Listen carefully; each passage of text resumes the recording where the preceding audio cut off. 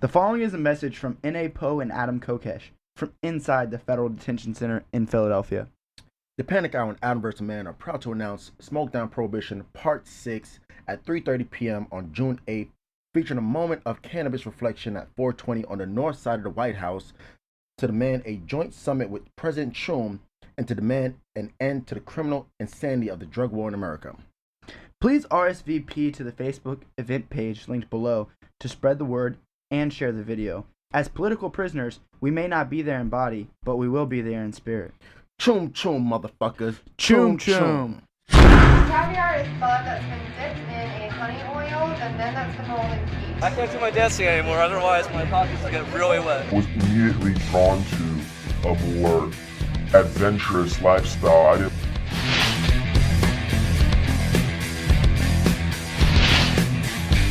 That on his 27th birthday, we would honor his and celebrate his life, as well as say goodbye, see ya.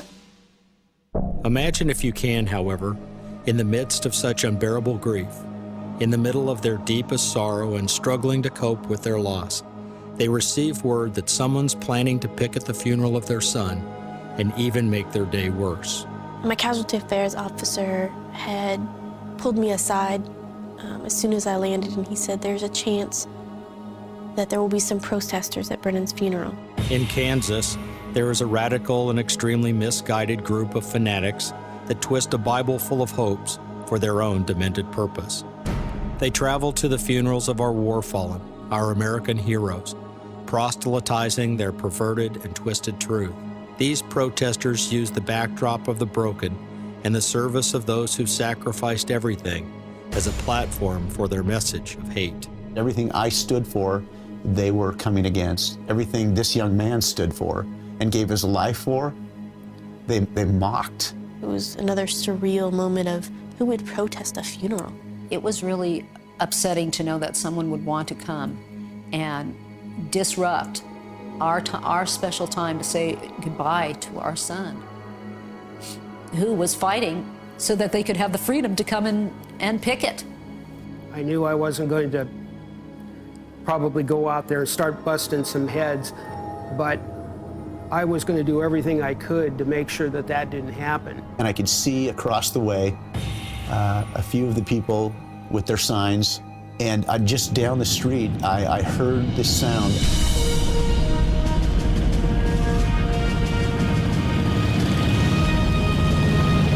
When I saw them, I was overwhelmed by the fact of the cavalry's here. It was just absolutely wonderful to see them ride up on their motorcycles with their flags. I've seen a lot of great things. I can tell you this is right up there, because on their faces was the look of, we'll take care of you. We've got this thing covered. And they did. I probably would have gone to jail that night. I don't know what I would have done, but it wouldn't have been good. You want to go, and you want to go hit them or do something violent to them. But at the same time, you know you can't. You know that it's the antithesis of what we're supposed to do. You know, they're out dying so that we can enjoy what we're doing at home. You know, and the least we can do is be there for the families. Everything these guys stood for was that this young man, in this case that day, Brennan Gibson, was going to be treated and was going to be honored in the way that he should, and there would be no interruptions. The Patriot Guard Riders were formed in response to that to shield the family from these people, shield them physically with our bodies and our flags. If they get too loud, fire up a couple motorcycles, shuts them right down. Now, obviously, that's the way to do it. And what that is it's a very powerful thing to do, to nullify idiots like that. These rough and even tougher looking guardians come from every walk of life imaginable. With over 186,000 members nationwide and climbing, they are motivated by a sense of fairness and hell-bent on ensuring that those who have paid the ultimate price of freedom receive the funeral and respect they deserve. We've been out here when it's been below freezing. We've been out here in the pouring rain, the snow, the sleet, wind blowing. We feel that it's the least that we can do for what they've paid. to have an organization like this there for families of fallen service people is a godsend. There's a lot of interesting reading that's available on the net, and I highly recommend that everybody familiarize themselves with the condition, because it's only a matter of time before you or somebody you love ends up being affected by them, if not individually and personally, then on the macro social level where they're bleeding our economy dry and you're out of a job and you don't really understand why. It's kind of thick reading, but it's a really good topic and explains how they're able to co-opt ideologies in groups. And Andrew Leszewski, the author, was a student researching psychiatry in Poland when the Nazis took over in the 30s and 40s and 50s, and he cataloged what was happening from that perspective. So he noticed that some people were able to see through it and see that it was just like false logic and lies, but a large group of people actually imbibed the ideology and kind of made it their own and became little psychopathic tools themselves. He also explains that this is how Nazi Germany was able to get away with executing millions of people because they can co-opt the whole country, basically, the political structure, and effectively push their ideology to control large groups of people. Do I think that's what's happening in America today? And I think Nazi Germany kind of seems like almost like a trial run. Like they tried it and they kind of failed because they were a little too overt. Today it's much more covert. They have much broader reach with network television and the mainstream media, which seems to be effectively controlled by the military-industrial complex and other financial interests.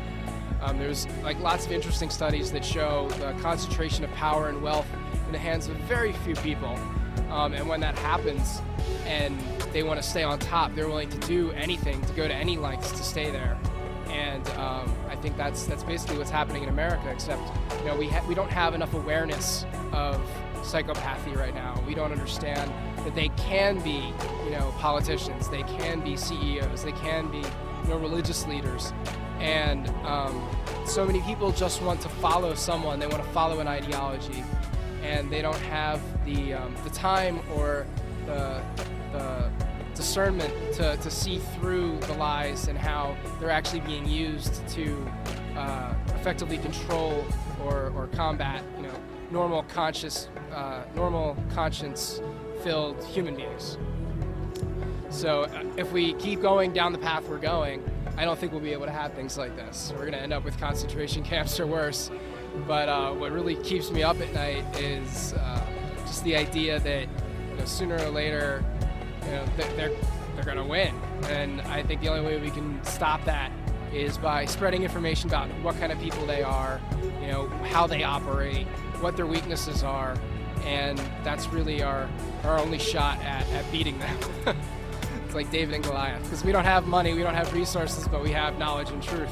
So that's what I'm trying to use. That's why I come down here.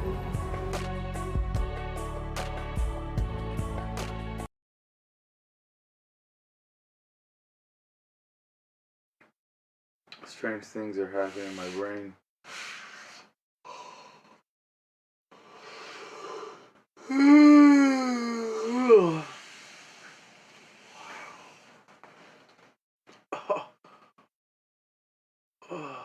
What?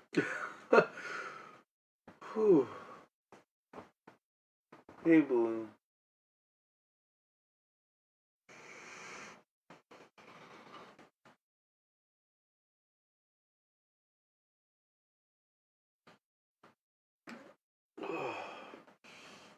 So you can't tell if I'm back and I'm just feeling normal shit and like, I'm hungry, I want to go eat something. Or if I'm like, whoa, what the fuck? Like my relationship with reality is still totally tweaked. That's the only way, but like, fuck. I'm cold and I'm hungry and I'm tired. I have no idea what is going on. I can't tell if I'm not normal. I guess if I have to question if I'm still high or not, I'm still high. What the hell do I do with my brain. If you're asking that question, you're still high. But I'm like, I feel like I'm on it. Is that a bigger question? End. Like, what do you do with your What is brain the meaning now? of life? Or ever? Because ever is a question that only you can answer for yourself. How should we live? Wow. Now I have to conclude this video and I have to say something. And I don't know what to say. Like, because I'm. Would you encourage other people to?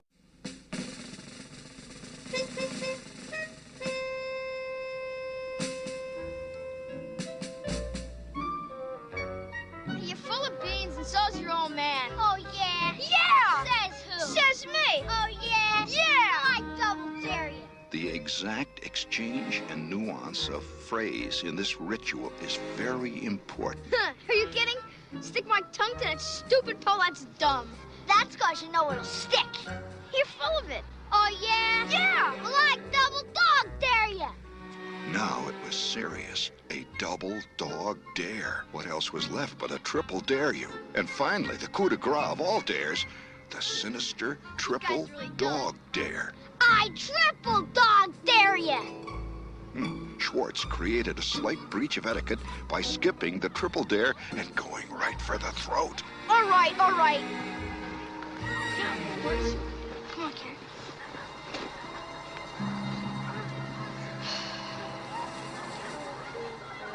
Well, go on, smartass, and do it. I'm going. Flick's spine stiffened, his lips curled in a defiant sneer. There was no going back now. This is nuts.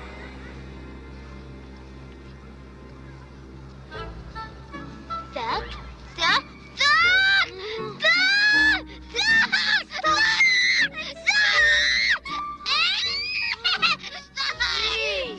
It really works. Look at it. What are they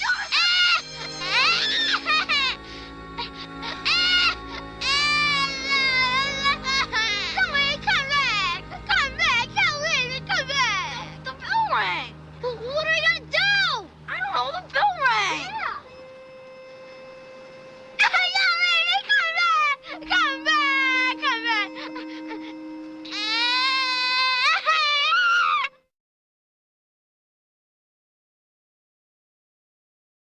Objection.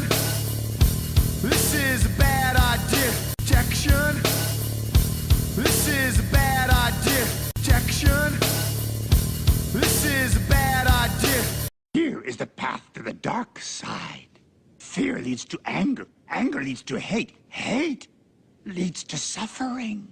Bye-bye, boys. Have fun storming the castle. Think it'll work? It would take a miracle. Bye-bye.